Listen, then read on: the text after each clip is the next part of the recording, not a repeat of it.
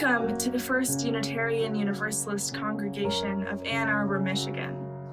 My name is Carrie Gottfried, and I serve as UUAA's Communications Ministry Specialist.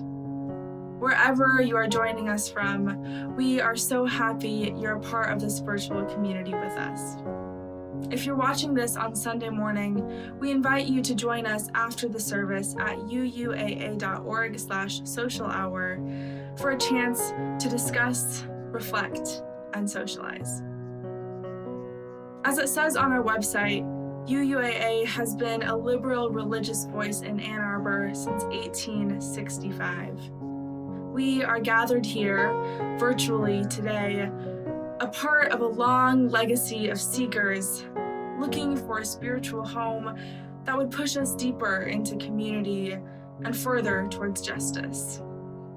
And as our Vision 2050 campaign has reminded us, we must continue to focus on the goals of climate justice, anti-racism and anti-oppression work, and radical welcome to ensure that our legacy continues on far into the future. Each Sunday, when we gather, we light the chalice, a symbol of both the resistance of our past and the promise of our future, and say our chalice lighting words. Please join me in saying, we light this chalice for the light of truth. We light this chalice for the warmth of love. We light this chalice for the energy of action. We light this chalice for the harmony of peace. We are bound together, not by creed, but by covenant, a living reminder of the promises we make to each other to continue to side with love and justice. Please join me in reciting our covenant. The spirit of this church is love, and service is its law. This is our covenant with each other, to dwell together in peace, to search for truth in love, and to help one another.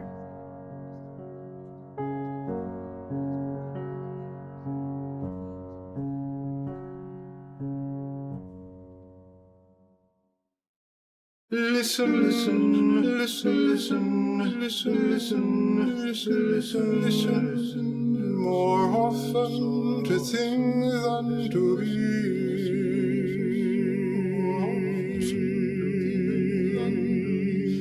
'Tis the ancestors' breath when the fire's voice is heard. In the voice of the waters are.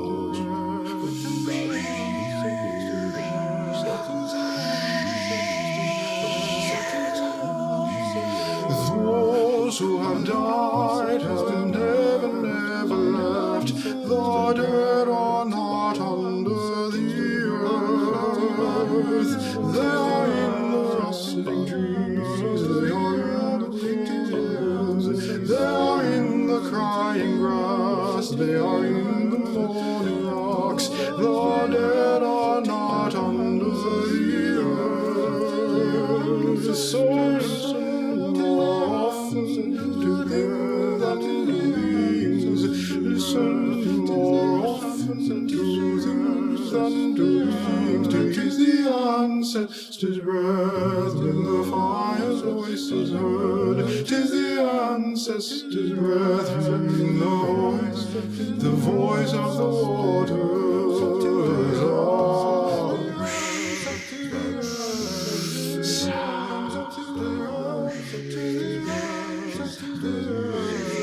Those who have died have never left. The dead have not packed with the living. They are with the Susan's breast. They are in the wailing child. They are with us in our homes. They are with us in this crowd. The dead have not packed with the living. So listen more often to things than to means. Oh, listen more often to things than to to be. It is the ancestors' breath when the fire's voices heard. It is the ancestors' breath in the voice of the waters.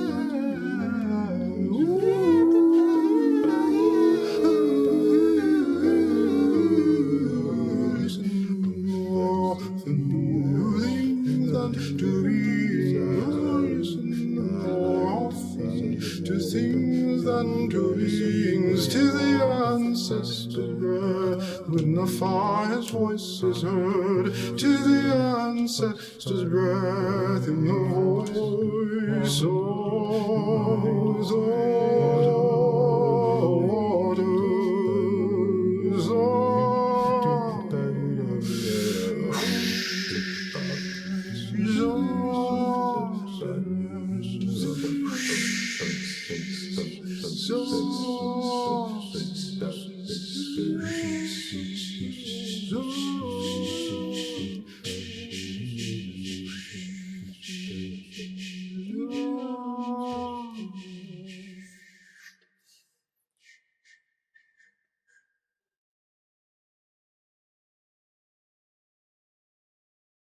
Hi, I'm Susan Wyman, board chair at IHN at Alpha House. Alpha House is a homeless shelter serving families experiencing homelessness and housing instability.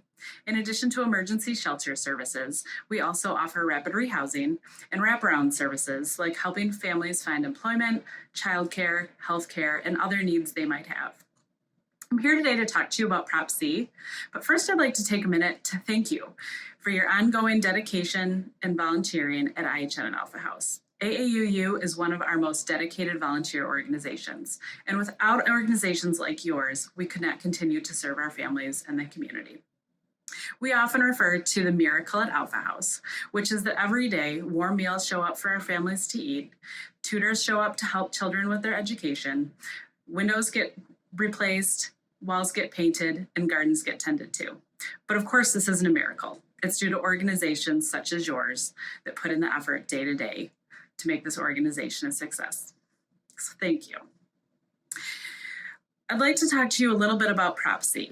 One of the biggest barriers we have in helping families find housing is the cost of housing in Ann Arbor and in Washtenaw County.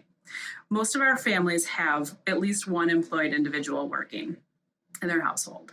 However, due to the high cost of living in this county, and especially in the city of Ann Arbor, our families have a very hard time affording rent and mortgage payments. This means they spend a longer time in shelter, which is not ideal, and oftentimes end up returning to shelter if they cannot make their rent. Prop C aims to assist with this problem. For one mill, we'll raise almost $6.5 million every year that'll go towards the construction, the rehab, and the acquisition of affordable properties for the families and individuals to reside in. It'll also contribute to support services for families who need social work, healthcare, and other needs they need met to help them stay stably housed. In 2015, the Washtenaw County's Office of Community and Economic Development released the county's Housing Affordability and Economic Development Report, a report which provided a snapshot of the housing market in Washtenaw County. This report concluded that the city of Ann Arbor would need to add 140 units of housing a year over a decade in order to create a thriving community in which individuals of all income levels could live. To date, the city of Ann Arbor has not been able to do that, And unfortunately, in this county over the last year, over 800 units of housing that were considered affordable have gone market rate as their tax credits. The period of their tax credits expired. So not only are we not adding units, we're actually going the other way. Prop C will be $1 million for 20 years. Again, as I stated earlier, we'll raise $6.5 million a year. It would support the development of approximately 1,500 units of affordable housing, housing up to 3,700 individuals. If you share my value that people of all income levels should be able to live in the city of Ann Arbor and in Washtenaw County, and that diversity of income contributes to a thriving and more equitable society, I hope you'll vote yes on Proposal C. If you need more information about this ballot proposal, I'd encourage you to visit their website, which is partnersforaffordablehousing.org. Thank you for listening to me today. Thank you for your ongoing support of Alpha House, and thank you for your time. Hi, I'm Genevieve Thomas Palmer. This past August, I left my suburban neighborhood of Wildwood Park for the first time in months. I grabbed the keys, threw on a jacket, adjusted everything in the car to fit my very short body, actions that would have been habitual last spring, but now felt alien to me. 15 minutes on Ann Arbor Saline, and I was parking in the lot behind UUAA. We were all braced for rain. The morning before, Mark had emailed us saying that we'd meet in person, but probably only for a few hours, by which time the Weather Channel assured us a storm would be upon us. This was the bridging NOMA, where we say goodbye to our seniors and welcome all the upcoming sophomores. That night, however, there were no new faces, and all the old ones were covered in masks. Luckily, the rain held off, allowing us about 4 hours together. We sat around the campfire, sharing old memories, telling stories about seniors, and laughing together. And I felt whole again.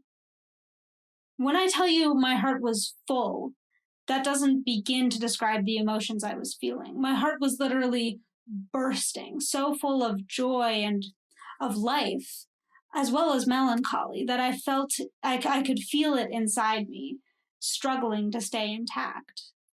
I remember thinking, yes, this is it. This is that thing I've been missing, that thing I've been longing for months. We went on a walk that night. It was a poorly lit and tumultuous journey through some of the more unkempt trails on the property. But it was also a journey through time, through my memories. 8th grade, one of my first OWL classes. I sat in one of those plastic stackable chairs in the SGD classrooms. I think it was blue. And I was sitting next to a kid I'd never talked to before. We were asked to introduce ourselves to our neighbors, and I turned to him.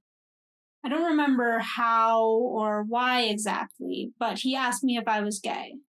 This was not the first time I'd been asked that question. No, the first time I panicked and claimed my unwavering loyalty to heterosexuality. But this was the first time that I felt I could tell someone what I was actually feeling. And I did. I told him I didn't know if I was gay, bracing myself for his response. I don't remember his exact reaction, but he might as well have shrugged and asked me what my favorite color was. I'd never felt so vulnerable to another person, but I'd also never felt so validated for being unsure of myself. 11th grade, preparing for the haunted house. That same boy and I, accompanied by another friend, duct taped a black tarp to the rafters in one of the downstairs classrooms. We were both out and proud as gay and had since become friends. As I handed him the roll of tape, he made a gay joke, and we both laughed. Our straight friend turned to us and said, "I support you both, but I'd never know how to respond when you guys make gay jokes." That made all three of us laugh. 10th grade, practice run for the youth-led service. That was a hard year for me. As well as dealing with other problems, I spent about a week homebound, undergoing treatment for a medical issue I'd been struggling with. Now, I know that a week might seem like a breeze for us now, but at the time, it was really difficult for me. Along with being in pain from the treatment, I felt alone, isolated from my friends and family who were going about their normal lives. The first place I went when I finished treatment was to the rehearsal before the youth-led service. A friend drove me home that night, but I remember stopping on the way to meet some church friends for ice cream. We all got really odd, colorful flavors, and the fluorescent lights overhead contributed to that warm haze that comes with being with friends late at night. I remember feeling like these were people to whom I could say anything and not be rejected. That's how I still feel about UUAA and the people here. No matter how short a time I've known someone or how different our lives and perspectives might be, there's something about the people in this community that makes me feel welcomed and wanted. That was the feeling I identified this past August on the church grounds, the feeling of belonging. And as I left that night, walking back to my car from the parking lot, where all the last UUs standing had gathered, I felt a drop of rain on the top of my head, cold and wet. I looked back to the people I was leaving and saw that one of them, a senior we were sending off, had held up both of his hands in the shape of a heart. And even though I was driving back to my house that night, it felt like I was leaving home. When we tell our story from deep inside, and we listen with a loving mind, and we hear our voices in each other's words, the song tells us, then our heart is in a holy place. Geneve's is one of the countless stories which show how our community of trust and embrace have given strength and blessings to life. Invest in this congregation and nourish this place in our state, in our time, in this common place in our hearts called UUAA. Our annual pledge campaign continues now at uuaa.org/pledge. And as always, you can help to build the community with an offering gift at any time at uuaa.org/giving. We thank you for your generosity.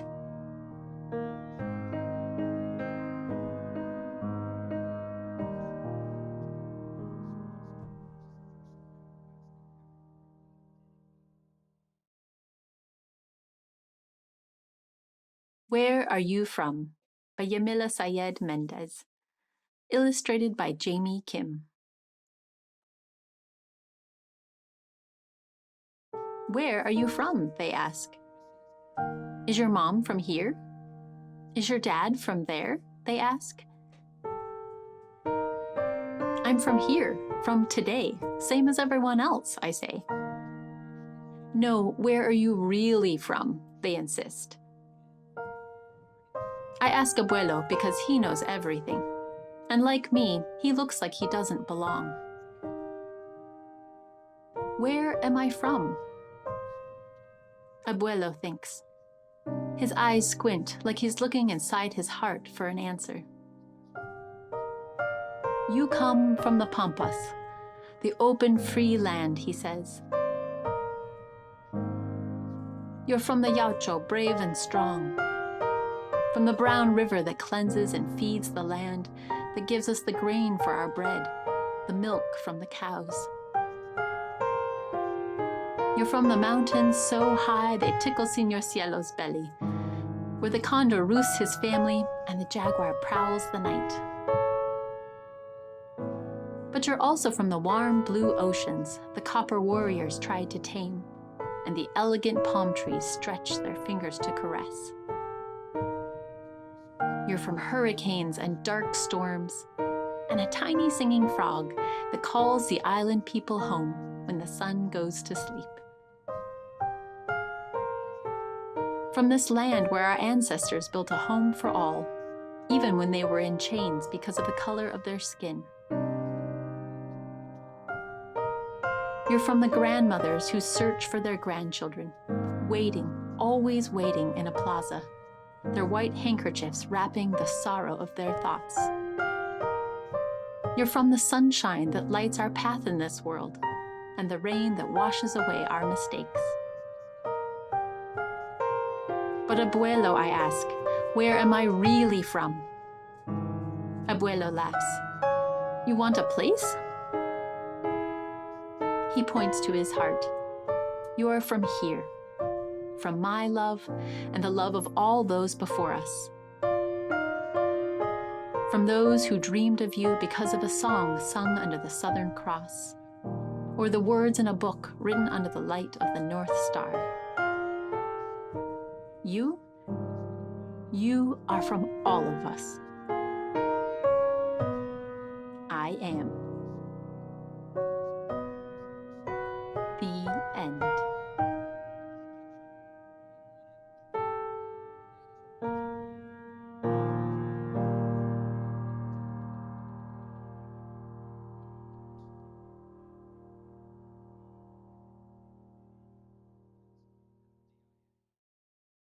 Hello, Ann Arbor friends. Thank you for having me back in your virtual pulpit. It is a delight to be here with you again. For those of you who have not met me yet, my name is Julica. I am the daughter of Patricia, the granddaughter of Maria Esther and Carmela, the great-granddaughter of Natalia and Maria del Carmen. It's appropriate that I introduce myself this way today because we are approaching that time of year where the veil between the worlds is thin and we can connect to our ancestors if we choose. And in my tradition, I know there are many ways of doing this and many cultures that do this in various ways. In my tradition, which is Mexican, we do that through the ritual Dia de los Muertos, a lovely multi-day ceremony where we gather in our cemeteries, we create ofrendas, we bring favorite foods, we put up pictures, we remember our beloveds. Now, here's a funny story. I actually did not grow up celebrating Dia de los Muertos in Mexico. Even though I was there until I was 18 years old, I grew up celebrating Halloween. I was in an upper middle class family in Mexico City, and Dia de los Muertos was not part of our tradition. But when I came here to Michigan and was invited to share some of my thoughts and experiences about death, I realized that I actually had been acculturated to a way of being with death and an understanding of death that was very much grounded in the traditions in Dia de los Muertos. This playfulness, this creativity, this colorful, joyful approach to remembering those that we love. And when I was living here, when I needed a deeper understanding of my people and my heritage, I was grateful for the opportunity to start talking about that and therefore to start making new meaning for myself. So I have engaged this topic of Dia de los Muertos over many years, and every time I engage it, I learn something new. It's very powerful and valuable. Now, I do want to say that today I'm not going to talk about who gets to celebrate this ritual and why and how.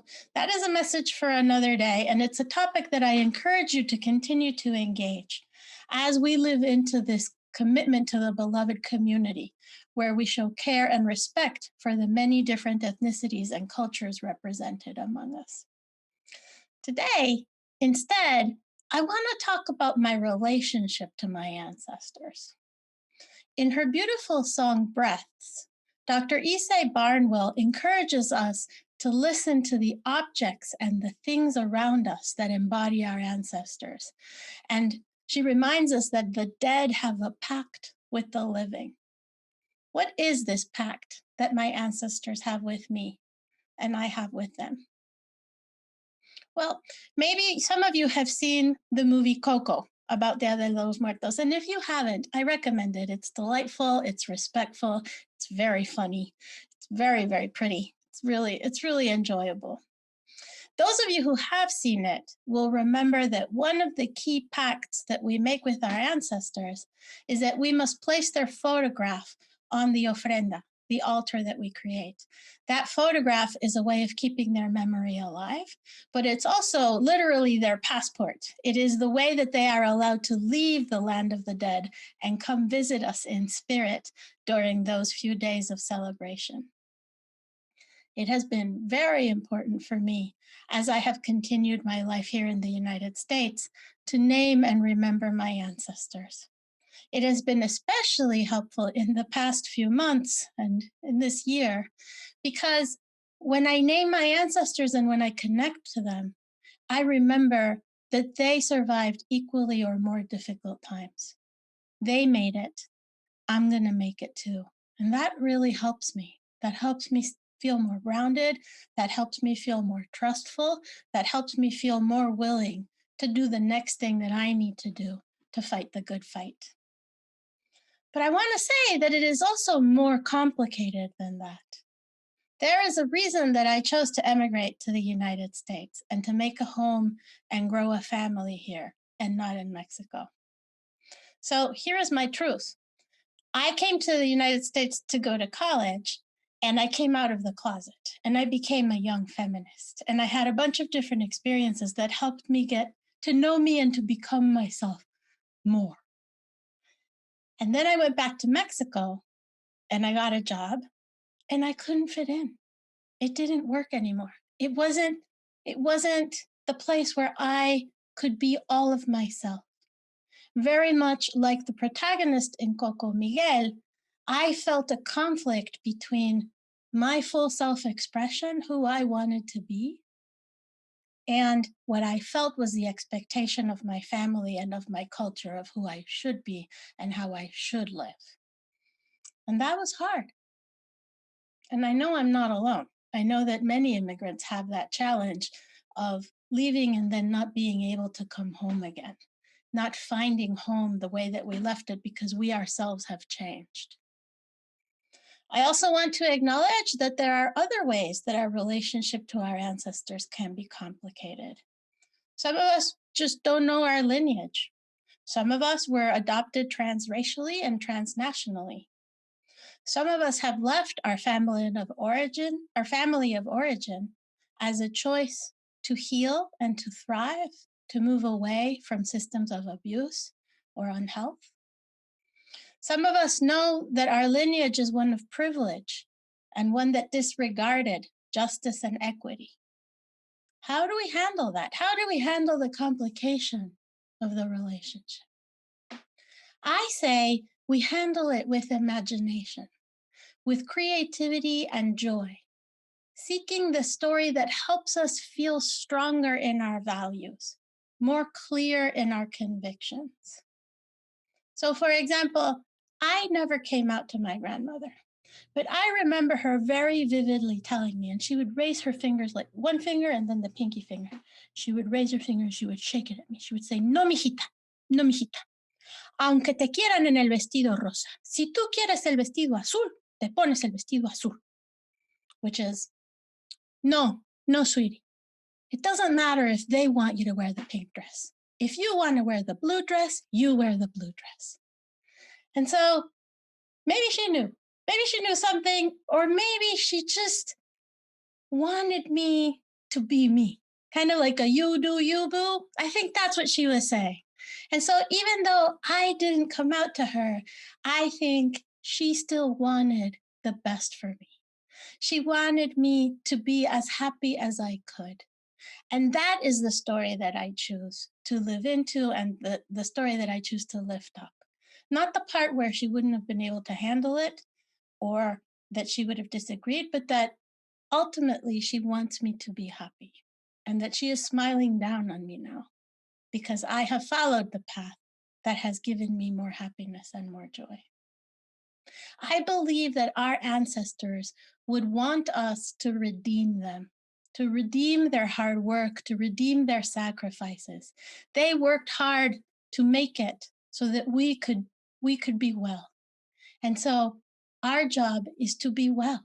Our job is to find joy. Our job is to thrive and redeem that effort. And I also believe that our ancestors would want us to follow the teaching of Maya Angelou, who said, "When we know better, we do better." We are also someone's ancestor. So I say, let us continue to strengthen our sense of direction, our sense of purpose, as we consider how we want to be remembered and honored. Let us find the stories that help us do that. Let us create new layers of meaning in our lives. Stories that help us heal and grow and work for change. May it be so.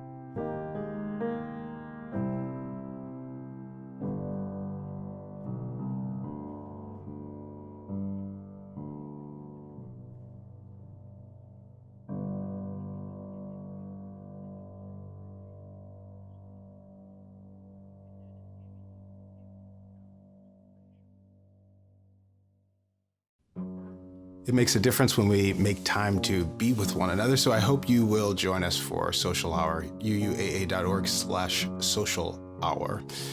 And if this community, if this service, if this time together means anything to you, I encourage you to consider giving, UUAA.org/giving. And until we meet again, tomorrow's are waiting for us, so we cannot wait. Yesterday, too, is waiting for us to redeem those dreams. We, the occupants and stewards of the nows of our time, may we be human enough to notice our role in connecting the generations' hopes one to another. Let us go to build the real tendrils of justice and love that might just last and bring closer the chance tomorrow's children will know as we have the sudden shocking access to the miracle breath and a home in a planet of balance and beauty. Let us be still enough to hear a call from our forebears, and let that call motivate our actions and what we do with these next moments. Let's see ourselves into motion from the call of the future, moving our people toward an unrelenting justice, building the channels for love to make a difference in the things which matter, unraveling indifference without hesitation and ever-growing courage. Go then, to matter to now as much as now matters to you. And we'll look forward to your return, to rest and to find courage to return again to the work of presence to this world. Go in peace, my friends. Amen.